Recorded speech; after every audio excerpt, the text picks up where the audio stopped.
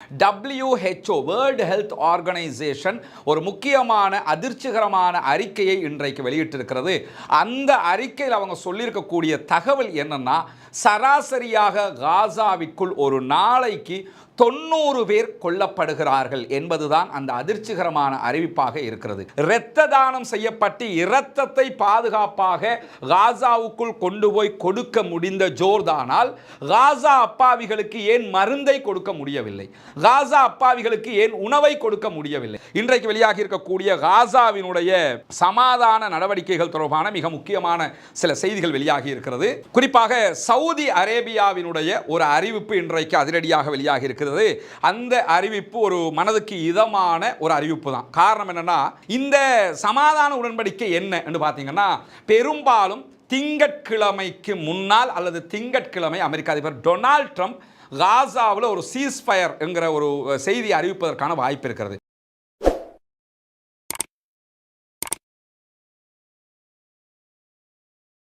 அன்பிற்கினிய சகோதர சகோதரிகளே, நம் அனைவர் மீதும் ஏக இறைவனுடைய அமைதியும் கருணையும் உண்டாகட்டுமாக.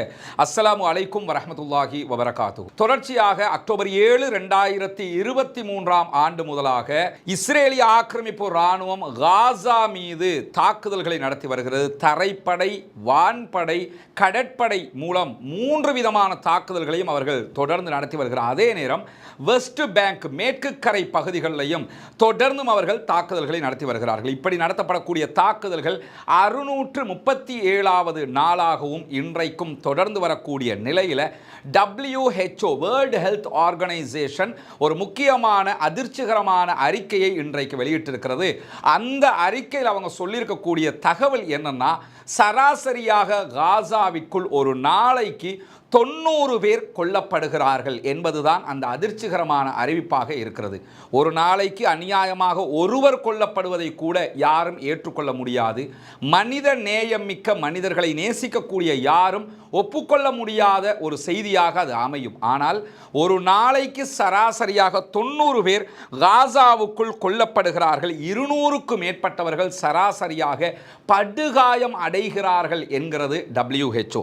தொடர்ச்சியாக சொல்லும்போது அவங்க என்ன சொல்றாங்கன்னா, காசாவினுடைய முன்னணி மருத்துவமனைகளாக செயல்பட்ட அல் ஷிஃபா, அதே போன்று நாசர் ஆகிய 2 மருத்துவமனைகளும் மேலதிகமாக இருக்கக்கூடிய அத்தனை மருத்துவமனைகளும் எந்த விதமான எரிபொருள்களும் இல்லாமல் இயங்க முடியாத நிலையில் முடங்கி போய் இருக்கின்றன. காசாவுக்குள்ள பவர் கிடையாது, கரண்ட் கிடையாதுங்கிறதுனால ஜெனரேட்டர் மூலமாகத்தான் தேவையான மருத்துவ சிகிச்சைகளை மருத்துவமனைகள் பெற்றுக்கொள்கிறது. பவரை எடுத்துக்கிறாங்க, அதற்கும் டீசல் தேவைப்படுகிறது, அதற்கு எரிபொருள் தேவை. அது இல்லாமல் அனைத்து மருத்துவமனைகளும் முடங்கி போய் இருக்கின்றன என்கிற தகவல்களை சொல்லிட்டு அவசர சிகிச்சை பிரிவுகளில் உயிர்களை காப்பாற்றுவதற்கு எந்த விதமான அடிப்படையும் இல்லாமல் அழிந்து கொண்டிருக்கிறது காசா என்கிற செய்திகளை இன்றைக்கு WHO வெளியிட்டிருக்கக்கூடிய அதே நேரத்தில் இன்றைய தினமும் இஸ்ரேலுக்குள்ளாக பாரிய ஆர்ப்பாட்டங்களை இஸ்ரேலை சேர்ந்தவர்கள் நடத்தி வருகிறார்கள். காரணம் என்னன்னா, உடனடியாக யுத்த நிறுத்தம் ஒன்றை கொண்டு வாருங்கள், எங்களுடைய பணைய கைதிகளை மீட்டு கொண்டு வாருங்கள் என்பது அவர்களுடைய கோரிக்கையாக இருக்கிறது. மேலதிகமாக உடனடியாக தேர்தல் நடத்தப்பட வேண்டும் என்பதும் அவர்களுடைய கோரிக்கையாக இருக்கிறது. இந்த நிலையில் ஒரு சமாதான முன்னெடுப்பு தொடர்பான செய்திகள் வேக வேகமாக வந்து கொண்டிருக்கின்றன. அந்த செய்திகள் என்ன என்பதை நம்ம இன்றைக்கு இறுதியில் விலாவாரியாகவும் பார்க்க இருக்கிறோம். அதே நேரம் நேற்றைய தினம் உங்களுக்கு எல்லாம் தெரியும், உடல்நிலை முடியாத ஒரு நிலையில் இருந்து அல்ஹம்துலில்லாஹ் தேவையான மருத்துவ சிகிச்சைகளை எடுத்துக்கொண்டு இருக்கிறேன். நிறைய சகோதரர்கள் மெசேஜ் அனுப்பியிருக்கிறீங்க, பிரார்த்தனை பண்ணியிருக்கிறீங்க, நிறைய உடல் நலம் தொடர்பான செய்திகளை விசாரிச்சிருந்தீங்க. இன்றைக்கு அல்ஹம்துலில்லாஹ் சிறப்பாக இந்த செய்தியை வந்து உங்கள்கிட்ட சொல்லுகிற அளவுக்கு அல்லாஹு தஆலா சுகத்தை தந்திருக்கிறான், அருள் பாலித்திருக்கிறான். அந்த செய்தியை உங்களோடு பகிர்ந்து கொள்ளுகிறார். அதே நேரம் காசா ஹியூமானிட்டேரியன் ட்ரஸ்ட் என்கிற பெயரில், காசா மனிதாபிமான அறக்கட்டளை என்கிற பெயரில் இஸ்ரேலும் அமெரிக்காவும் சேர்ந்து மக்களுக்கு உணவு கொடுக்கிறோம் பேர்வழிகள் என்கிற பெயரில் உணவு எடுக்க வருகிற மக்களை கொன்று குவிப்பதும், கொடுக்கிற மாவுக்குள் போதை மாத்திரைகளை கலந்து கொடுப்பதும் என்கிற ஒரு உச்சகட்ட அயோக்கியத்தனத்தை செய்து கொண்டிருக்கிறார்கள். இருக்கிறார்கள் என்பது நமக்கு தெரியும். இந்த காரியத்தில் ஈடுபடுவதற்கு காசா மனிதாபிமான ட்ரஸ்டுக்கு ஒரு அக்கவுண்ட்டை ஓப்பன் பண்ணி அதனூடாக உலகத்தில் இருக்கக்கூடிய மக்களிடத்தில் அதிலையும் ஒரு வசூலை பார்த்து காசாவுக்கு உதவி செய்கிறோம் என்கிற பேரில் பணத்தை பகிர்ந்து கொள்வதற்காக எடுத்துக்கொள்வதற்கான ஒரு முயற்சி அவங்க செய்யும் விதமாக சுவிஸில் இருக்கக்கூடிய யூபிஎஸ் வங்கியை அவர்கள் அணுகி இருக்கிறார்கள். சுவிஸ் பேங்க்ல ஒரு அக்கவுண்ட்டை திறந்து இதுக்கு உதவி செய்யுங்க, நாங்கள் காசா மக்களுக்கு ஹெல்ப் பண்ண போறோம் என்று சொல்லிட்டா இந்த அரபு நாட்டில் இருக்கக்கூடியவங்க எல்லாம் என்ன பண்ணுவாங்கன்னு கேட்டா அள்ளி அள்ளி கொடுப்பாங்கிறது தெரியும். அதனால என்ன பண்றாங்கன்னா இப்படி ஒரு அக்கவுண்ட்டை திறக்க போனாங்க. இன்னைக்கு சுவிஸ் வங்கி அதற்கு நாங்கள் அனுமதிக்க முடியாது, அப்படியான ஒரு அக்கவுண்ட் உங்களுக்கு தர இயலாது என்று சொல்லி பகிரங்கமாக அறிவித்து விட்டார்கள். அது நல்ல காரியமும் கூட. ஏன்னா யாராவது காசாவுக்கு உதவி செய்ய விரும்பினீங்கன்னு சொன்னா UNRWA என்று கூகுளில் நீங்க டைப் பண்ணாலே UNRWA.org என்கிற இணையதளம் வந்துடும். இது ஐநாவினுடைய காசாவுக்கு உதவி செய்வதற்கான முகமை. அதற்கு நேரடியாக நீங்களே உதவி செய்யலாம், கார்டில் பே பண்ணலாம். யாரும் எதற்கும் தயங்க வேண்டிய அவசியம் கிடையாது. ஐநாவினுடைய முகமை, அது தனி மனிதர்கள் கிடையாது, ஐநா சபையினுடைய ஒரு பிரிவு என்பதால் எந்த விதமான மன உறுத்தலும் இல்லாமல் பயமும் இல்லாமல் தாராளமாக உதவி செய்யுங்கள். காசா மக்களுக்காக போய் சேருகிற நிதி அது. அல்லது கத்தாரில் அங்கங்க என்ன பண்ணியிருக்கிறாங்கன்னு கேட்டால் காசாவுக்காக செம்புரை சங்கத்தினுடைய அலுவலகங்கள் திறக்கப்பட்டிருப்பதான செய்திகள் இருக்கிறது. அதை தேடி பிடிச்சு அவங்களிடத்தில் உதவி செஞ்சீங்கன்னா நேரடியாக காசா மக்களுக்கு போய் சேரும். இதை தவிர்த்து இந்த ஹியூமானிட்டேரியன் ட்ரஸ்டுக்கு உதவுவதற்காக செய்யப்பட்ட இந்த காரியம் இன்றைக்கு சுவிஸ் வங்கியால் புறக்கணிக்கப்பட்டிருக்கிற அதே நேரம் இன்றைக்கு ஒரு செய்தி வந்திருக்கு. என்னன்னா கிட்டத்தட்ட காசாவுக்குள்ள அவசரமாக 3000 யூனிட் பிளட் தேவைப்படுது, ரத்தம் தேவைப்படுது. ரத்தம் இல்லாமல் பற்றாக்குறையில் தவிச்சுக்கிட்டு இருக்கிறாங்க காசாவினுடைய அப்பாவிகள், நோயாளிகள். இந்த நிலையில் தற்போது ஜோர்டானில் என்ன பண்ணுறாங்கன்னா இரத்த தான முகாம்கள் வேகமாக முன்னெடுக்கப்பட்டு வருகிறது. ஜோர்டானிலிருந்து ரத்தம் இன்றைக்கு ஒரு தொகை ரத்தம் காசாவுக்கு அனுப்பப்பட்டிருக்கிறது. இப்போ என்ன விஷயம்னா ரொம்ப மகிழ்ச்சிகரமான செய்தி. காசா அப்பாவிகளுக்காக இரத்தம் கொடுக்கப்பட்டிருக்கிறது. அதுவும் ஜோர்டானில் இரத்த தானம் செய்யப்பட்டு அது காசாவுக்குள்ள கொண்டு போய் கொடுக்கப்படுகிறது. இரத்த தானம் செய்யப்பட்டு இரத்தத்தை பாதுகாப்பாக காசாவுக்குள் கொண்டு போய் கொடுக்க முடிந்த ஜோர்டானால் காசா அப்பாவிகளுக்கு ஏன் மருந்தை கொடுக்க முடியவில்லை? காசா அப்பாவிகளுக்கு ஏன் உணவை கொடுக்க முடியவில்லை? அப்படின்னா என்ன அர்த்தம்னா இஸ்ரேலோட அவங்க நினைச்ச எந்த டீலும் பண்ணலாம், ஆனா பண்ணாம இருக்கிறாங்க. ரத்தத்தையாவது கொடுக்காம விட்டா நாட்டுக்குள்ள பெரிய பிரச்சனை ஆயிரும். ஏன்னா அது ஒரு பெரிய செய்தியா. இப்ப ரத்த 3000 யூனிட் ரத்தத்தை எடுக்கிறதுக்காக புதன்கிழமையில இருந்து நிறைய ரத்த தான முகாம்களை நடத்திக்கிட்டு இருக்கிறாங்க. எனவே இதை நம்ம தடுத்துட்டோம்னா இது வேற பெரிய சிக்கலாயிரும்ங்கிற ஒரே காரணத்துக்காக தான் என்ன பண்றாங்கன்னு கேட்டா இன்றைக்கு ஒரு தொகை ரத்தம் காசாவுக்குள்ள அனுப்பப்பட்டிருக்கிறது. அப்படின்னா காசாவுக்குள்ள தரை வழியாக கொண்டு போய் ரத்தத்தை கொண்டு போய் இருக்கிறாங்க. வான் வழியெல்லாம் கொண்டு போகல, தரை வழியாக பிளட்டை கொண்டு போய் இருக்கிறீங்கன்னா இதே மாதிரி உணவை கொண்டு போகலாம், இதே மாதிரி மருந்தை கொண்டு போகலாம், இதே மாதிரி தண்ணியை கொண்டு போகலாம், இதே மாதிரி பெட்ரோல் டீசலை கொண்டு போகலாம். ஏன் கொண்டு போகாமல் இருக்கிறார்கள்? நினைச்சா செய்யலாம், ஆனா நினைக்க மாட்டேங்கிறாங்கிறதா இங்க உள்ள வெறுப்பே தவிர அவர்கள் மீதோ அவர்களுடைய வேறு எந்த விவகாரங்கள் மீதோ யாருக்கும் எந்த கோபமும் கிடையாது என்பதையும் நடுநிலையாக நாம் புரிந்து கொள்ள வேண்டும். அதை தாண்டி இன்றைக்கு மிக முக்கியமான ஒரு சம்பவம் நடைபெற்றிருக்கு. அது என்னன்னா இஸ்ரேலிய ஆக்கிரமிப்பு ராணுவத்தின் மீது மிக உக்கிரமான தாக்குதல் ஒன்றை இன்றைக்கு பாலஸ்தீன விடுதலை ராணுவம் நடத்தி இருக்கிறது. அந்த செய்தியை பார்க்கிறதுக்கு முன்பதாக இன்றைக்கு இஸ்ரேலுடைய வாலா நியூஸ் ஏஜென்சியும் அதே போன்று இஸ்ரேலி டைம்ஸ், இஸ்ரேலுடைய ஹயோம் நியூஸ் ஏஜென்சி, இஸ்ரேலுடைய எடியோத் அஹ்ரோனோத், இப்படி இஸ்ரேலில் இருக்கக்கூடிய எந்த ஒரு செய்தி நிறுவனத்தை நீங்க போய் பார்த்தாலும், குறிப்பாக ஹெரேட்ஸே நீங்க எடுத்து பார்த்தாலும் முதன்மை செய்தியாக ஒரு விவகாரத்தை அவங்க ரெட் லைன் போட்டு வெளியிட்டுக்கிட்டு இருக்கிறாங்க. என்னன்னு கேட்டா ராணுவ தணிக்கை கடுமையாக இருக்கிறது, உண்மையை வெளியிடுவதற்கு ராணுவம் தடை விதிக்கிறது அப்படிங்கிறாங்க. ஒரு 2 பேர் கொல்லப்பட்டா எல்லாம் இப்படியான ராணுவ தணிக்கை விதிக்கப்படாது. உதாரணமாக நீங்க எடுத்துக்கிட்டீங்கன்னா ஈரான் இஸ்ரேல் வார்ல டெல் அவீவ்ல என்னைக்கு ரஜூம் ஏவுகணைகள் தாக்குதல் நடத்தியதோ அதே போன்று ஈரானுடைய மிக முக்கியமான பல ஏவுகணைகள் வச்சுக்கிட்டு இருந்தாங்க. அதில் அடுத்தடுத்த கட்டம் அவங்க ஃபத்ஹு அதே போன்று ஆயத்துல்லா அலி ஹாமனி என்கிற பேரில் அவங்க வச்சுக்கிட்டு இருந்த அந்த ஏவுகணை தாக்குதல்களை எல்லாம் அவங்க நடத்துகிற போது உடனடியாக இராணுவ தணிக்கை விதிக்கப்பட்டது. இராணுவ தணிக்கை என்னன்னா இதுக்கு அப்புறம் யாரும் எந்த செய்தியும் வெளியே கொண்டு போயிடக்கூடாது, தேச துரோக கூட்டத்தில் அரெஸ்ட் பண்ணுவோம்னு அர்த்தம். அதே மாதிரி இன்னைக்கு ஈரான் இஸ்ரேல் வாருக்கு பிறகு இன்னைக்கு இரண்டாவது தடவை என்ன பண்ணியிருக்கிறாங்கன்னு கேட்டால் ராணுவ தணிக்கை விதிக்கப்பட்டிருக்கிறது. விதிக்கப்பட்டு அந்த செய்திகள் எதுவும் வெளியே போகக்கூடாதுன்னு சொல்லியிருக்கிறாங்க.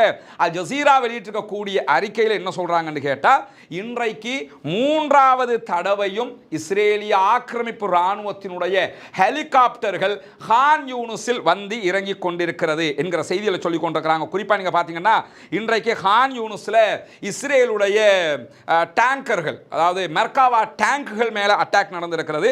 அதே போன்று இஸ்ரேலுடைய ஆட்களை ராணுவத்தை ஏற்றிக்கொண்டு போகிற வெஹிக்கிள்ஸ் மேலே தாக்குதல்கள் நடத்தப்பட்டிருக்கிறது. இந்த தாக்குதல்கள் எந்த அளவுக்கு உக்கிரமான தாக்குதல்னு சொன்னால், 5 மணி நேரத்திற்கு பிறகுதான் இஸ்ரேல் செத்து போனவர்களையும் காயமடைந்தவர்களையும் மீட்க முடிந்திருக்கிறது. அட்டாக் நடக்கிற 1 மணிக்குன்னா 5வது மணி நேரத்துக்கு பிறகு 6 மணிக்கு தான் அவங்க வந்து ஆட்களையே எடுக்கிறாங்க. ஹெலிகாப்டரில் வந்து ராணுவத்தை இறக்கி கூட 5 மணி நேரமாக இஸ்ரேல் போராட வேண்டி இருந்தது. நிறைய ஃபோர்ஸஸை இறக்குறாங்க, நிறைய அவர்களுடைய தாக்குதல்கள் நடத்துகிறாங்க. அப்படியும் அவர்களால் அவர்களுடைய செத்து போனவர்களையும் காயமடைந்தவர்களையும் மீட்டெடுக்க முடியவில்லை. அவ்வளவு உக்கிரமான ஒரு தாக்குதல் என்று சொல்லி இன்றைக்கு ஹயோம், இஸ்ரேலுடைய ஹயோம் நியூஸ் ஏஜென்சியே கொஸ்டின் மார்க் போட்டு கேள்விக்குறியாகவே இந்த செய்தியை வெளியிட்டிருக்கிற அதே நேரம் அல் ஜசீராவினுடைய சனது உள்ளிட்ட செய்தி உறுதிப்படுத்தக்கூடிய செய்தித்தளங்கள் என்ன பண்றாங்கன்னா, இது கன்ஃபார்ம் நியூஸ்ங்கிறத உறுதிப்படுத்துறாங்க. அந்த அளவுக்கு உக்கிரமான ஒரு தாக்குதல். இதில் காமெடியா நம்ம என்ன பார்க்கணும்னு சொன்னா, இஸ்ரேலுடைய நியூஸ் ரேடியோ அவர்களுடைய அரச செய்தி நிறுவனம் என்ன செய்தியை வெளியிட்டிருக்கிறான்னு பாருங்க. கான் யூனிஸில் நடைபெற்ற ஒரு தாக்குதல்ல ஒரு இராணுவத்தை சேர்ந்தவர் கொல்லப்பட்டிருக்கிறார், 4 பேர் காயமடைந்து இருக்கிறார்கள். இந்த கொல்லப்பட்ட ஒருத்தனையும் காயமடைஞ்ச 4 பேரையும் எடுக்கிறதுக்காக இராணுவ தணிக்கை செய்தியே வெளியிடக்கூடாது என்கிற அறிவிப்பு 3 முறை ஹெலிகாப்டர் இறங்கி இருக்குது. இந்த 4 பேரை 4 காயமடைஞ்சவனை எடுத்துக்கிட்டு ஒரே ஒரு பாடியை தூக்கிட்டு போகிறதுக்கு எவனாவது 3 முறை ஹெலிகாப்டர் இறக்குவானா? உலகத்தில் இது நம்புற மாதிரி இருக்குதா? 3 முறை ஹெலிகாப்டர் இறக்கி, எக்ஸ்ட்ரா ஃபோர்ஸஸை இறக்கி, தரைப்படையை அந்த இடத்துக்கு அனுப்பி 5 மணி நேரம் போராடி எத்தனை பேரை மீட்டாங்களாம்? 4 பேர் காயமடைஞ்சிருக்கிறாங்களா, ஒரே ஒரு ஆள் செத்துருக்கிறாரு அப்படின்னு சொல்லி இன்னைக்கு என்ன பண்றாங்கன்னு கேட்டா இந்த செய்தியை வெளியிட்டிருக்காங்க. நீங்க அல் ஜசீரா இன்றைக்கு அற்புதமாக இந்த செய்தியை கோட் பண்ணி காட்டுறாங்க. இங்க நீங்க பாருங்க, இன்றைக்கு நடைபெற்ற சம்பவங்கள்ல கான் யூனிஸ்ல இங்க அட்டாக் நடக்கிற அதே நேரம் இன்றைக்கு நார்த் காசா பகுதிகளிலும் அட்டாக்கிங் நடக்குது. அல் ஜசீராவினுடைய செய்தி ஸ்கிரீன்ஷாட் தான் நம்ம உங்களுக்கு காட்டுறோம். கான் யூனிஸ்ல இந்த இடத்துல தான் இன்றைக்கு அட்டாக் நடைபெற்றது, இஸ்ரேலுக்கு எதிரான தாக்குதல்கள். இந்த தாக்குதல்கள் நடைபெறுகிற அதே நேரம் இங்க நீங்க பார்க்கலாம், கான் யூனிஸ்லயே 2 இடத்துல ஒரே நேரத்தில் 2 இடத்துல படுபயங்கரமான தாக்குதல்கள் இன்றைக்கு நடத்தப்பட்ட நேரத்தில் தான் என்ன பண்றாங்கன்னு சொன்னா, 4 பேர் படுகாயம் அடைஞ்சிருக்கிறாங்க, ஒரே ஒரு ஆள் செத்து போயிருக்கிறாரு, அவரை நாங்க மீட்டெடுத்திருக்கிறோம், அவரை பாடி எடுத்திருக்கிறோம், 4 பேரை காப்பாற்றி இருக்கிறோம், காயமடைஞ்சிருக்கிறாங்க அப்படின்னு சொல்லி செய்தி போட்டிருக்கிறாங்க.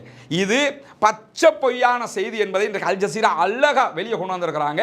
இஸ்ரேலுடைய செய்தி நிறுவனங்கள் எல்லாம் எங்களுக்கு செய்தி வெளியிட முடியலை, ஆனால் சம்பவம் படுபயங்கரமாக நடந்திருக்கிறது என்று சொல்லி இன்றைக்கு செய்திகளை வெளியிட்டுக் கொண்டிருக்கிறார்கள். இஸ்ரேலியர்கள் என்றாலே பொய்யர்கள் என்கிறதுல யாருக்கும் எந்த மாற்றமும் இருக்க முடியாது. ஆனால் இவ்வளவு உக்கிரமான சம்பவம் நடைபெற்றும் ஒரே ஒரு ஆள், இந்த ஒரு ஆள் 4 பேர் காயமடைஞ்சிருக்கிறாங்க. அப்போ மொத்தம் 5 பேர். இந்த 5 பேரை எடுத்துக்கிட்டு போகிறதுக்கு எவனாவது 3 முறை ஹெலிகாப்டரை இறக்கி இந்த காரியத்தை பார்ப்பானா எந்த புத்திசாலியும் செய்ய மாட்டான். எனவே அதுவும் 5 மணி நேரம் முடிச்சிருக்குது. 5 அதில் என்ன இன்னொரு உச்சகட்டமான ஒரு ஜோக் என்னன்னு கேட்டால், இது அவங்க வெளியிட்டிருக்கக்கூடிய செய்தியை பாருங்க. அது என்ன சொல்றாங்கன்னு கேட்டா, கவர்மெண்ட் நியூஸ் என்ன போடுறாங்கன்னு கேட்டா, ஐடிஎஃப்பும் அதான் போட்டுருக்கான். ஐடிஎஃபினுடைய டெலிகிராம் சேனலையும் என்ன போட்டுருக்கான்னு கேட்டா, ஒரு பாலஸ்தீனத்தை சேர்ந்த ஒரு துப்பாக்கிதாரி, அதாவது அவர் வந்து பாலஸ்தீன விடுதலை போராட்ட அமைப்பை சேர்ந்த ராணுவம் எல்லாம் இல்லையா, ஒரு துப்பாக்கிதாரி, அவர் வந்து ஒரு ஷூட் பண்ணாரு, ஒரு துப்பாக்கிதாரி ஷூட் பண்ணாரு, அதுல ஒருத்தன் கொல்லப்பட்டிருக்கிறான், 4 பேர் படுகாயம் அடைஞ்சிருக்கிறான். எவனாவது ட்ரைனிங் இல்லாத ஒருத்தன் இந்த வேலையை செய்வானாங்கிற கேள்வி எழுதா இல்லையா? இந்த ஒரு ஆள் செஞ்ச வேலையால் 5 மணி நேரம் இஸ்ரேல் வந்து படாத பாடுபட்டிருக்குது. அப்படின்னா இஸ்ரேல் என்ன சொல்ல வர்றாங்கன்னா, நாங்கள் ஒன்றுக்கு உதவா டம்மி பீஸுக, பாலஸ்தீனத்தினுடைய ஒத்தனோட கூட எங்களுக்கு மோத முடியலை என்று சொல்ல வேண்டும். அப்படி சொல்லுவாங்கன்னா அப்படி சொல்ல மாட்டாங்க. எனவே அங்கே ஒருத்தரோட சண்டை நடக்கலை, பெரிய ஒரு சண்டை இன்றைக்கு நடந்திருக்குது. பாலஸ்தீன விடுதலை அமைப்பு புள்ளி விவரங்களோடு வெளியிடுவாங்க. இந்த கதை இன்னும் அந்த நியூஸ் இன்னும் வரல, வருகிற போது நாளைக்கு பெரும்பாலும் வந்துடும். வந்துட்டுன்னு சொன்னா நம்ம சொல்லலாம் அதை. ஆனால் இன்றைக்கு அல் ஜசீராவும் இஸ்ரேலுடைய நிறுவனங்களும் வெளியிட்டிருக்கக்கூடிய செய்தி அடிப்படையில் பார்த்தா படு பயங்கரமான தாக்குதல் நடைபெற்றிருக்குது. ஒருத்தன் கொல்லப்பட்டு 4 பேர் படுகாயம் அடைஞ்சிருக்காங்களாம். அது ஒரே ஒரு பாலஸ்தீன துப்பாக்கிதாரி தான் சண்டை பிடிச்சாராம் என்று சொன்னால் இது எவன்டா நம்புவான்? இஸ்ரேல்காரனே நம்ப மாட்டானடா. அதனால் ரொம்ப வாங்கி கட்டுக்கிறாங்கிறது நமக்கு தெரிகிற அதே நேரத்தில் இன்னொரு செய்தியை அவங்க வெளியிட்டிருக்கிறாங்க. என்னென்னு சொன்னால் இஸ்ரேலுடைய ஃப்ரெண்ட்ஷிப் அட்டாக், ஃப்ரெண்ட்லி அட்டாக் என்று சொல்லுவாங்க. அதாவது நட்பு ரீதியிலான துப்பாக்கி சூடு அப்படின்னு அர்த்தம். இதில் இதுவரைக்கும் இந்த 2 மாதத்துக்குள்ளாக 72 பேருக்கு மேலே கொல்லப்பட்டிருக்கிறாங்க. அதனடா ஃப்ரெண்ட்லி அட்டாக்னு பார்த்தீங்கன்னு சொன்னால் நண்பர்கள் சுட்டுக்கொள்வது. அது அவங்கள இராணுவத்துக்குள்ளேயே நீ எனக்கு கூட்டாளி தானே, நான் அவனை சுட்டுக்குருவேன் பார்த்துக்க, அதே மாதிரி அவன் நீ என் கூட்டாளி தானே, ஒன்று நான் ஷூட் பண்ணுவேன் பார்த்துக்க. இந்த மாதிரி நான் உங்களுக்கு காமெடியாக சொன்னதுக்கு காமெடி இல்லை, பைத்தியம் முத்தி போய் எங்கே பார்த்தாலும் இது அவனா இருப்பானா, இது பாலஸ்தீன இராணுவமா, இது அவங்களா, இது இவங்களா, இதில் என்ன பண்ணுறதுன்னு கேட்டால் அவங்கன்னு நினச்சிக்கிட்டு தண்டாக்களையே கொள்வது. இப்படி கொன்ற 72 பேர் கொல்லப்பட்டிருக்கிறாங்க. இதில் குறிப்பாக என்ன பார்க்கணும்னு கேட்டால் கவச வாகனங்கள் நடத்திய துப்பாக்கி சூட்டில் 7 பேர் கொல்லப்பட்டிருக்காங்க. என்னன்னா பாலஸ்தீன ஃபோர்ஸஸ் நினைச்சுக்கிட்டு அவண்டாக்களுக்கு அவங்களுடைய மெர்காவா டேங்க் ஷூட் பண்ணுமா. முதல்ல பாலஸ்டைன் ஃபோர்ஸஸ் உன்னுடைய ட்ரெஸ் கோடோடு தான் வருவானா? அப்படி வர்றதில்லை, எப்பயாவது வர்றது வேற விஷயம். அப்போ அவனுடைய ட்ரெஸ் கோடோட வர்றவங்களே ஷூட் பண்ணியிருக்காங்கன்னா கிறுக்கு பிடிச்சி அலைகிறாங்கன்னு அர்த்தம். அப்போ இந்த மாதிரி ஷூட் பண்ணியிருக்கிறாங்க. இன்னைக்கு வந்திருக்கக்கூடிய ஒரு சம்பவத்தில் என்னன்னு கேட்டால் 2 இஸ்ரேலிய வெஹிக்கிள்ஸ் ஒன்றோடு ஒன்று மோதியதில் ஒருத்தன் கொல்லப்பட்டிருக்கிறான் அப்படின்னு வருது.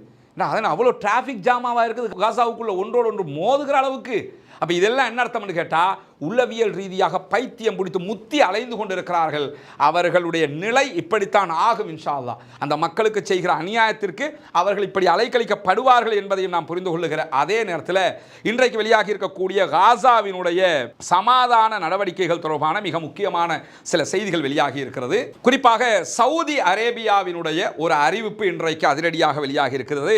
அந்த அறிவிப்பு ஒரு மனதுக்கு இதமான ஒரு அறிவிப்பு தான். காரணம் என்னன்னா, இந்த சிச்சுவேஷனில் சவுதி அரேபியா தலையிட்டே ஆக வேண்டும், வேறு வழியே கிடையாது. அதுக்கான ஒரு அடிப்படையாக நம்ம எதை புரிஞ்சுக்கலாம்னு சொன்னால், இப்போ ஈரான் இஸ்ரேல் வார் வரைக்கும் நடந்து முடிந்து விட்டது. எனவே அடுத்ததாக என்ன காசாவுக்குங்கிற ஒரு கேள்வி இருக்குது. பெரிய அண்ணன் தலையிட்டால் மட்டும்தான் முடியுங்கிற ஒரு நிலையும் இருக்குது.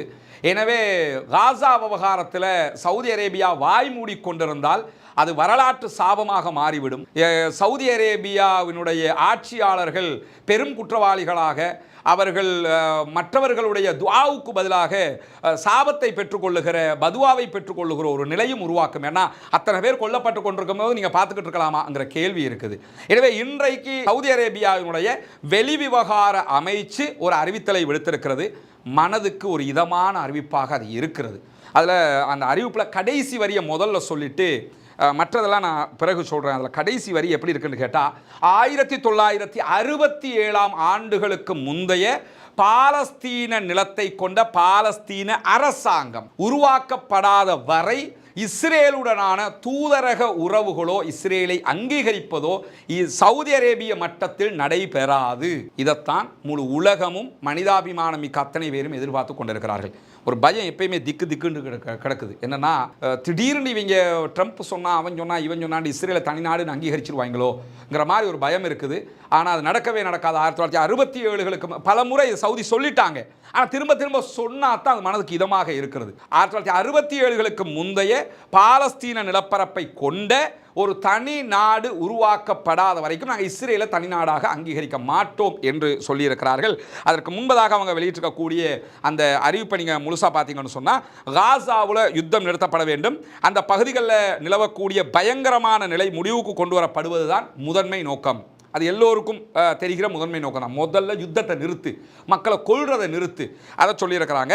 ரெண்டாவது, பாலஸ்டைன் கவர்மெண்ட், பாலஸ்தீன அரசாங்கம் என்றொன்றை உருவாக்குவதற்கு காசாவில் உடனடியாக யுத்தத்தை நிறுத்தி அதை நிரந்தர யுத்த நிறுத்தமாக மாற்றுவதற்கு நாங்கள் அழைப்பு விடுக்கிறோம் அப்படிங்கிறாங்க. அதை யுத்த நிறுத்தம் தற்காலிகமாக இல்லாமல் அது நிரந்தர யுத்த நிறுத்தமாக மாறணும் அப்படின்னு சொல்லி அவங்க கேட்குறாங்க. அதற்கு பிறகு என்ன சொல்கிறாங்கன்னு சொன்னால், பாலஸ்தீன இஸ்ரேலிய மோதலுக்கு இறுதி தீர்வை எட்டுவதற்கு அமெரிக்க ஜனாதிபதி டொனால்ட் ட்ரம்பினுடைய தலைமைத்துவத்தை நாங்கள் நம்புகிறோம்ங்கிறாங்க. அவங்க நம்புறாங்க, நம்ம நம்புறோமா இல்லையாங்கிறது ரெண்டாவது. அவங்க நம்புறதா சொல்லியிருக்கிறாங்க. நம்ம டொனால்ட் ட்ரம்போட இந்த விஷயத்தை முடிவுக்கு கொண்டு வரலாம் என்று நம்புகிறார்கள். பொறுத்திருந்து பார்ப்போம் அது நடக்குமா நடக்கலையாங்கிறது. அதற்கு பிறகு அந்த அறிவிப்பில் என்ன சொல்றாங்கன்னா, பாலஸ்டைன் கவர்மெண்ட்டை நிறுவுவது குறித்த மாநாட்டை தொடங்குவதற்கு பொருத்தமான தேதியை பிரான்ஸ் அரசாங்கத்தோடு பேசிக்கொண்டு தீர்மானிப்பதற்கான பேச்சுவார்த்தைகளை நடத்தி கொண்டிருக்கிறோம். இதைத்தான் நிறைய பேர் கேட்டுக்கிட்டே இருந்தீங்க. இன்றைக்கு அந்த செய்திக்கு ஒரு முடிவு கிடைத்திருக்கிறது. என்னன்னா, சவுதி அரேபியாவே இந்த அறிவிப்பை விடுத்திருக்கிறாங்க. இந்த மாநாடு ஏற்கனவே அவங்க ஜூன் மாதம் 18ஆம் தேதி இந்த மாநாடு நடைபெற இருந்தது. பிரான்ஸும் சவுதி அரேபியாவும் சேர்ந்து இந்த மாநாட்டை நியூயார்க்ல நடத்த இருந்தாங்க. அமெரிக்கா பங்கெடுக்காது என்று சொல்லியிருந்த நிலையில தான் இந்த ஈரான் இஸ்ரேல் போர் வந்தது. அதனால அது பின்னாடி போயிடுச்சு. ஆனால் சவுதி அரேபியாவுடைய இன்றைய அறிவிப்பில் என்ன சொல்லியிருக்கிறாங்கன்னு கேட்டால், உடனடியாக அந்த மாநாட்டை கூட்டி பாலஸ்தீனத்தை தனி நாடாக அங்கீகரிக்கிறதுக்கான அந்த முன்னேற்பாடுகளை செய்வதற்கு பிரான்ஸ் அரசோடு பேசுகிறோம் என்கிறார்கள். இதுவும் மனதுக்கு இதமான மகிழ்ச்சிகரமான ஒரு அறிவிப்பாக இருக்கிறது. இந்த முயற்சியை சவுதி அரேபியா செய்ய வேண்டும், செய்தால் அல்லாஹ் அவர்களுக்கு அருள் புரிய வேண்டும் என்கிற பிரார்த்தனை அத்தனை மக்களும் செய்வார்கள் என்பதிலும் மாற்று கருத்தில்லை. இப்படி சொல்லிவிட்டு தான் அடுத்ததாக என்ன சொல்றாங்கன்னு சொன்னா, இப்பொழுது கொண்டு வரப்பட இருக்கிற சீஸ்ஃபயர் சமாதான உடன்படிக்கையை நிரந்தரமாக்குவது எப்படி என்பது தொடர்பாக டெக்னிக்கலியும் நாங்கள் அது தொடர்பாக பேச்சுவார்த்தைகளை நடத்தி கொண்டிருக்கிறோம்ங்கிறாங்க. எனவே சவுதி அரேபியா களத்திற்கு வந்திருக்கிறது என்பது இந்த அறிவிப்பில் இருந்து நமக்கு தெரியுது. பிரான்சுடனான அவங்க மீட்டிங்கை திருப்பி நடத்த போறாங்கிறத சொல்லியிருக்கிறாங்க. இஸ்ரேலை தனிநாடாக நாங்கள் அங்கீகரிக்கிறதா இல்லையாங்கிறதுல அவங்களுடைய ஸ்டாண்டை வெளிப்படையாக சொல்லியிருக்கிறாங்க. உண்மையில் வாழ்த்துக்குரியது, பாராட்டுக்குரியது. பொறுத்திருந்து பார்ப்போம் அடுத்து என்ன நடக்கப் போகிறது என்பதை. சரி, இந்த சமாதான உடன்படிக்கை என்ன என்று பார்த்தீங்கன்னா, பெரும்பாலும் திங்கட்கிழமைக்கு முன்னால் அல்லது திங்கட்கிழமை அமெரிக்க அதிபர் டொனால்ட் ட்ரம்ப் காசாவில் ஒரு சீஸ்ஃபயர் என்கிற ஒரு செய்தி அறிவிப்பதற்கான இஸ்லாத்தை ஏற்றுக்கொண்ட ஏழை சகோதர சகோதரிகளுக்கான 14 வீடுகளை அமைக்கிற ஒரு பணியை நம்ம செஞ்சு வர்றோம். நம்முடைய யூடியூப் சேனல் மூலமாக நம்முடைய வீடியோக்களை பார்க்கக்கூடிய சகோதரர்களுக்கு இந்த செய்திகளை நம்ம கொண்டு போய் சேர்க்கிறோம். அவர்கள் தரக்கூடிய உதவியால் தான் இவ்வளவு நம்ம செஞ்சுருக்கிறோம். இப்பொழுது 5 வீடுகள் முழுவதுமாக தயாராகிவிட்டது, அல்ஹம்துலில்லாஹ். இங்கே நீங்கள் பார்க்கலாம், டோட்டல் கம்ப்ளீட்டாக இந்த வீடுகளை நம்ம முடிச்சு வச்சுருக்கிறோம். இங்கெல்லாம் நீங்கள் பார்க்கலாம், எல்லாமே சரி செய்யப்பட்டிருக்கிறது. எதிர்வருகிற சண்டே இன்ஷா அல்லாஹ் நம்ம இது அவர்களுடைய கைகளை நம்ம ஒப்படைச்சிருவோம். இந்த வீடுகள் எல்லாம் நீங்கள் தந்த உதவிகளை கொண்டு, இறைவனுக்காக நீங்கள் செய்த தான தர்மங்களை கொண்டு தான் செய்யப்பட்டிருக்கிறது, அல்ஹம்துலில்லாஹ்னு. முழுவதுமாக ஒரு வீட்டுக்கு தேவையான கிச்சன், பாத்ரூம் எல்லாமே முழுமைப்படுத்தப்பட்டதாக ஒரு வீட்டை தான் நம்ம செஞ்சுருக்கிறோம். கிட்டத்தட்ட ஒரு வீட்டை நம்ம முடிக்கிறதுக்கு இலங்கை பணத்தில் 25 லட்சங்கள் நமக்கு செலவாகி இருக்குது, அல்ஹம்துலில்லாஹ்னு சொல்லி 5 வீடுகளை கட்டி இருக்கிறோம். இன்னும் 9 வீடுகள் கட்ட வேண்டி இருக்கிறது. அதில் முதலாவது கட்டமாக ஒரு 3 வீடுகள் கட்டுவதற்குரிய இடமும் நம்ம எடுத்திருக்கிறோம். இந்த வீடுகள் கட்டுவதற்குரிய பணங்கள் அத்தனையும் சிறுக சிறுக உங்கள் வழியாக சேமிக்கப்பட்டது, அல்ஹம்துலில்லாஹ்னு சொல்லி. நீங்கள் தந்த பணங்களில் இன்னும் எங்கள் கைவசம் கிட்டத்தட்ட ஒரு 6.5 லட்சம் பணம் இருக்கிறது இலங்கை பணத்தில். அதை வைத்து கொண்டு தான் அடுத்த 3 வீடுகளை கட்டுகிற அந்த பணியை நம்ம ஆரம்பிக்கிறோம். என்ன நம்பிக்கையில் ஆரம்பிக்கிறோம்னா, இறைவன் அருளால் மக்கள் உதவுவார்கள் என்கிற நம்பிக்கையில் தான் நம்ம ஆரம்பிக்கிறோம். இதற்குரிய வரவு செலவு கணக்குகள் அத்தனையும் ப்ராப்பராக நம்ம செஞ்சு வச்சுருக்கிறோம். யாரும் அதை திறந்த புத்தகமாக அறிந்து கொள்ளுகிற விதமாகத்தான் அந்த ஏற்பாடுகள் எல்லாமே நம்ம செஞ்சு வச்சுருக்கிறோம். எனவே நம்முடைய இந்த பணிகள் இறைவனுக்கானது, நம்முடைய இந்த பணிகள் மறுமைக்கானது, நம்முடைய இந்த பணிகள் மக்களுக்கானது. எனவே மக்களுக்கு செய்யக்கூடிய இந்த பணிகளால் மறுமையில் வெற்றி பெற வேண்டும் என்கிற நோக்கத்தில் தான் இதெல்லாம் நம்ம பண்ணியிருக்கிறோம். இந்த பணிக்காக உதவி செய்த அத்தனை பேருக்கும் ஜஸாக்குமுல்லாஹு ஹைரா. ஒரு சகோதரி அண்மையில் எனக்கு ஒரு 5000 ரூபாய் பணம் அனுப்பியிருந்தாங்க. அவங்க அனுப்பினவங்க எனக்கு ஒரு கடிதத்தை கையால் எழுதி அதை ஃபோட்டோ பிடிச்சி வாட்ஸ்அப்பில் அனுப்பிச்சிருந்தாங்க. அதில் தான் ஒரு விதவை என்றும் தன்னிடத்தில் இருக்கக்கூடிய பணம் இவ்வளவு தான் இருக்கிறது, இதையும் இதில் இணைத்து கொள்ளுங்கள் என்று சொல்லி அனுப்பியிருந்தாங்க. ஒரு நெகிழ்வான ஒரு கடிதமாக நான் அதை பார்த்தேன். அல்லாஹ் அவர்களுக்கும் அருள் புரிய வேண்டும். இப்படி சொல்ல போனால் இதற்கு உதவியவங்க என்று சொல்லி பல பேரை சொல்ல நிறைய காரியங்கள், இதுக்கு எல்லாவற்றுக்குமே மக்கள் உதவியை கொண்டு தான் நம்ம செஞ்சுருக்கோம். எனவே வாங்க நம்ம அடுத்த வீடுகள் எங்கே கட்டப்போகிற மீதி 3 வீடுகள்ங்கிறத போய் பார்ப்போம். நம்ம ஏற்கனவே அங்கே 5 வீடுகள் கட்டியிருக்கிறோம் அல்லாஹ்வோட உதவியில். இப்போ இந்த பகுதியில் நம்ம வந்து 3 வீடுகள் கட்டுறதுக்குரிய லேண்ட் நம்ம எடுத்திருக்கிறோம். ஒரு வீட்டுக்கு கிட்டத்தட்ட 6 பர்ச் அளவுக்கு காணி இடம் கொடுக்குறோம் நம்ம. எனவே இதற்குரிய உதவிகளும் நாங்கள் உங்கள்கிட்ட மட்டும்தான் எதிர்பார்க்க முடியும். இறைவனுடைய உதவியால் உங்களுடைய ஜக்காத்துக்கள், தான தர்மங்கள், சதக்காக்களை இதற்காக நீங்கள் தந்து உதவுகிற பட்சத்தில் ஏழை மக்களுக்காக செய்யப்படுகிற இந்த புனிதமான பணியில் நீங்களும் பங்கெடுக்க முடியும். ஆனால் தெரிகிற நம்முடைய வங்கி கணக்கிலக்கத்திற்கு நீங்கள் நேரடியாக வைப்பு செய்ய முடியும். வெளிநாடுகளிலிருந்து சில பேருக்கு அதுக்கு நேரடியாக பணம் போட முடியலை என்று சொன்னால் அதில் முன்னால் தெரிகிற என்னுடைய தொலைபேசி மற்றும் வாட்ஸ்அப் இலக்கத்திற்கு நீங்கள் தொடர்பு கொள்ளுகிற போது அதுக்கு எப்படி நீங்கள் பங்களிப்பு செய்ய முடியும் என்கிற விவரங்களை நம்ம உங்களுக்கு சொல்கிறதுக்கு தயாராக இருக்கிறோம். நம்ம ஏழைகளுக்கு உதவுகிற விவகாரத்தில் வறுமைக்கு அஞ்ச வேண்டிய அவசியம் கிடையாது, அஞ்சக்கூடாது. நம்ம கொடுத்துட்டோம்னா நமக்கு குறைஞ்சிரும், நமக்கு இல்லாமல் போயிருங்கிறதெல்லாம் கிடையாது. அல்லாஹு தஆலா அதன் மூலமாகத்தான் நிறைய உதவிகளை நமக்கு அள்ளி அள்ளி தருவதற்கு காத்து கொண்டிருக்கிறாங்க. நமக்கு நம்ம வீடு கட்டினா எப்படி கட்டுவோமோ அப்படி தான் கட்டிக்கிட்டு இருக்கேன். நீங்கள் தருகிற பணம் பொது பணம், எனவே திருப்திகரமாக கட்டி கொடுத்துருவோம். ஏன்னா நாளைக்கு அவங்க எனக்கு அது இல்லாமல் போயிடுச்சு, இது குறையாயிடுச்சு என்று சொல்லி அதுக்கு இன்னொருவரை நாடுகிறதை விட எடுத்து அவங்களுக்கு முழுமையாக அது கிடைச்சிட போகுது. எனவே அந்த விதத்தில் தான் இதை பண்ணிக்கிட்டு இருக்கிறோம். இதற்காக வாரி வழங்குங்கள். வல்ல ரஹ்மான் நம் அனைவரையும் நல்ல செயல்பாடுகளோடு ஒன்றிணைப்பானாக. இந்த சமாதான உடன்படிக்கை என்ன என்று பார்த்தீங்கன்னா, பெரும்பாலும் திங்கட்கிழமைக்கு முன்னால் அல்லது திங்கட்கிழமை அமெரிக்க அதிபர் டொனால்ட் ட்ரம்ப் காசாவில் ஒரு சீஸ்ஃபயர் என்கிற ஒரு செய்தி அறிவிப்பதற்கான வாய்ப்பு இருக்கிறது. அது பாலஸ்தீன விடுதலை அமைப்பும் ஏற்றுக்கொண்ட ஒரு அறிவிப்பாக வரப்போகிறதா, இல்லை தன்னிச்சையான ஒரு அறிவிப்பாக பாகிஸ்தான் இஸ்ரேல் வார் மாதிரி வரப்போகுதா என்கிற ஒரு கேள்வி இருக்கிறது.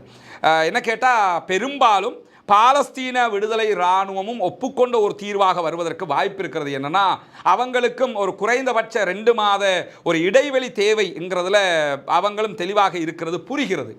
ஆனால் இது எப்படி, அதற்குரிய நிபந்தனைகள் என்னங்கிற ஒரு கேள்வி இருக்கிறது. ஏன்னா இதில் இந்த சமாதான பேச்சுவார்த்தைகளை கத்தரும் ஈஜிப்டும் நேரடியாக ஈடுபடுகிற அதே நேரம் சவுதி அரேபியாவினுடைய ஈரானுடைய இன்வால்மெண்ட்டும் இருப்பதாக இன்றைக்கு இஸ்ரேலிய ஊடகங்களும் சொல்கிறார்கள். அல் ஜசீரா உள்ளிட்ட ஊடகங்கள் சொல்வது மட்டுமல்ல, சவுதி அரேபியாவினுடைய ஊடகங்களும் இந்த செய்திகளை இன்னைக்கு சொல்லக்கூடிய காட்சிகளை நம்ம பார்க்கலாம். எனவே எல்லோரும் இணைந்து ஒரு தீர்வாக இது வரப்போகிறதா என்கிற கேள்வியை நம்ம எழுப்பினோம்னா மேபி வாய்ப்பு இருக்கிறது. ஏன்னா இதுக்கு ஒரு தீர்வு காணணும்ங்கிற ஒரு நிலை எல்லோரும் இல்லைன்னா அடுத்தடுத்து சண்டையாக வந்துக்கிட்டு இருக்குல்ல, அதுக்காக வேண்டி அதில் இஸ்ரேலுக்கான அமெரிக்காவினுடைய தூதர் ஹக்கபி வெளியிட்டிருக்கக்கூடிய அறிவிப்பு தான் ஒரு பதட்டமான ஒரு நிலையை உருவாக்குது. ஏன்னா ஹக்கபியினுடைய அறிவிப்பில் நம்ம பார்த்தோம்னா, நாங்கள் ஒரு சமாதானத்தை அடைவதற்கு ரொம்ப நெருக்கமாக இருக்கிறோம், அதில் அனைத்து பணைய கைதிகளும் விடுவிக்கப்படுவது எங்களுடைய முன்னுரிமை அப்படிங்கிறாரு. 2 மாதம் முதல்ல என்ன சொல்கிறாங்கன்னா 60 நாள் யுத்த நிறுத்தம்ங்கிறாங்க. 60 நாள் யுத்த நிறுத்தத்தில் அனைத்து பணைய கைதிகளும் விடுவிக்கப்படுவார்கள் என்று வந்தால் அது மிகப்பெரிய ஒரு இழப்பாக மாறும். ஏன்னா 60 நாளுக்கு பிறகு யுத்தம் ஆரம்பிக்கும். அதுக்கு பிறகு பேச்சுவார்த்தை நடத்துறதுக்கு அவங்கள்ட்ட ஒரு சோர்ஸும் இருக்காது. எனவே இதற்கு பாலஸ்தீன விடுதலை அமைப்பு ஒப்புக்கொள்ளக்கூடாது என்பது யாருக்கும் புரியுது. அனைத்து பணைய கைதிகளையும் விடுதலை பண்ணிட்டாங்கன்னு சொன்னாலே பேரம் பேசுறதுக்கே ஒன்று இருக்காதே இந்த 2 மந்த்துக்குள்ள என்கிற கேள்வி இருக்கிறது. அதே நேரத்தில் பாலஸ்தீன விடுதலை இராணுவத்திற்கு இனி எதிர்காலம் கிடையாது என்பதில் அமெரிக்க ஜனாதிபதி உறுதியாக இருக்கிறார் என்கிறார் ஹக்கபி, இஸ்ரேலுக்கான அமெரிக்காவினுடைய தூதர்.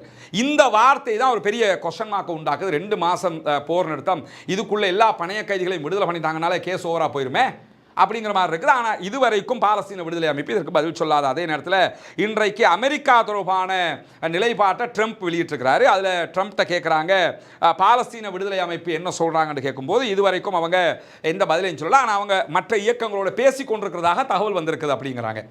பாலஸ்தீன விடுதலை அமைப்போட இணைந்து 14 அமைப்புகள் காசாவுக்குள்ளே இருக்கிறாங்க. 14 போராட்ட அமைப்பும் ஒன்றிணைந்து தான் இந்த தாக்குதல் நடத்திக்கிட்டு இருக்கிறாங்க. அதாவது என்ன வேறுபாட்டில் இருந்தாலும் ஒரு பொது பிரச்சனை என்று வந்தால் நாம் ஒன்றிணைய வேண்டும் என்பதற்கு அழகான ஒரு முன்னுதாரணம். இப்படியான நிலையில் டொனால்ட் ட்ரம்ப் இன்றைக்கு ஊடகங்களுக்கு பேசும்போது என்ன சொல்றாருன்னா, வித்தின் 24 ஹவர்ஸுக்குள்ளே ஒரு தெளிவான முடிவு வந்துவிடும். பாலஸ்தீன விடுதலை அமைப்பு தங்களுடைய நிலைப்பாட்டை என்னென்னு சொல்லிடுவாங்க. காசா மக்களுடைய பாதுகாப்பு உறுதிப்படுத்தப்பட வேண்டும், அதே நேரத்தில் பணைய கைதிகளும் விடுவிக்கப்பட வேண்டும் என்பதுதான் எங்களுடைய நிலைப்பாடு என்று சொல்லி இன்றைக்கு என்ன பண்ணுறாருன்னு சொன்னால், அமெரிக்க அதிபர் டொனால்ட் ட்ரம்ப் சொல்லியிருக்கிறது மட்டுமல்லாமல் பாலஸ்தீன விடுதலை அமைப்பு வெளியிட்டிருக்கக்கூடிய அறிக்கையில் என்ன சொல்கிறாங்கன்னு சொன்னால், எங்களுடைய மக்களுக்கு எதிரான ஆக்கிரமிப்பை முடிவுக்கு கொண்டு வரணும், அதே நேரத்தில் எங்கள் மக்களுக்கு உதவிகள் தேவைப்படுகிறது, மருந்து இல்லை, தண்ணி இல்லை, உணவு இல்லைங்கிற நிலை இருக்குது, அதையும் நாங்கள் உறுதிப்படுத்த வேண்டியிருக்குது. மத்தியஸ்தர்கள் எங்களுக்கு சில அவர்களுடைய கருத்துக்களை தந்திருக்கிறாங்க. இஸ்ரேல் என்ன சொல்லுது, அமெரிக்கா என்ன சொல்லுதுங்கிறத தந்திருக்கிறாங்க. அவங்க மத்தியஸ்தர்கள் கருத்துக்களையும் எங்களுக்கு தந்திருக்கிறாங்க. எங்களோடு இருக்கக்கூடிய மற்ற பிரிவுகளோடும் படைகளுடைய தளபதிகளோடும் நாங்கள் ஆலோசனை செய்கிறோம் என்ற ஒரு வார்த்தையை பயன்படுத்துகிறாங்க. இதுல இருந்து என்ன தெரியுதுன்னா, தலைவர்கள் வெளிநாடுகளில் இருந்து இந்த சமாதான முன்னெடுப்புகளை முன்னெடுத்துக்கிட்டு இருந்தாலும் காசாவுக்குள்ளே இருக்கக்கூடிய தங்களுடைய தளபதிகளோட ஏதோ ஒரு டெக்னாலஜியை பயன்படுத்தி தொடர்புலாம் இருக்கிறாங்கிறது மிக தெளிவாக தெரியுது. அதனால் இஸ்ரேலை விஞ்சிய ஒரு தொழில்நுட்பம் அவர்களிடத்தில் இருக்கிறது என்பதும் அல்ஹம்துலில்லாஹ் இதில் தெரிய வருகிற அதே நேரம் படை தளபதிகளோடும் களத்தளபதிகளோடும் இயக்கங்களுடைய தலைவர்களோடும் நாங்கள் பேச்சுவார்த்தைகளை நடத்தி கொண்டிருக்கிறோம். ஆலோசனைகள் முடிஞ்சதுக்கு பிறகு நாங்கள் மத்தியஸ்தர்களிடத்தில் எங்களுடைய முடிவை நாங்கள் சமர்ப்பிப்போம், அதிகாரப்பூர்வமாக மக்களுக்கும் அறிவிப்போம் என்கிற செய்திகளை இன்றைக்கு பாலஸ்தீன விடுதலை அமைப்பு அறிவித்திருக்கிறது. எனவே இந்த செயல்பாடுகள் மிக நல்ல முறையில் நடைபெறணும், காசாவில் அமைதியும் திரும்பணும், நிரந்தர யுத்த நிறுத்தமாக அது மாறவும் வேண்டும் என்பதுதான் அனைவருடைய எதிர்பார்ப்பாக இருக்கிறது. அப்படியான ஒரு நிலை வருகிற போது ரொம்ப அற்புதமான ஒரு நிலை ஏற்படும். எனவே சவுதி அரேபியா இதற்குள் உள்ளே வந்தது.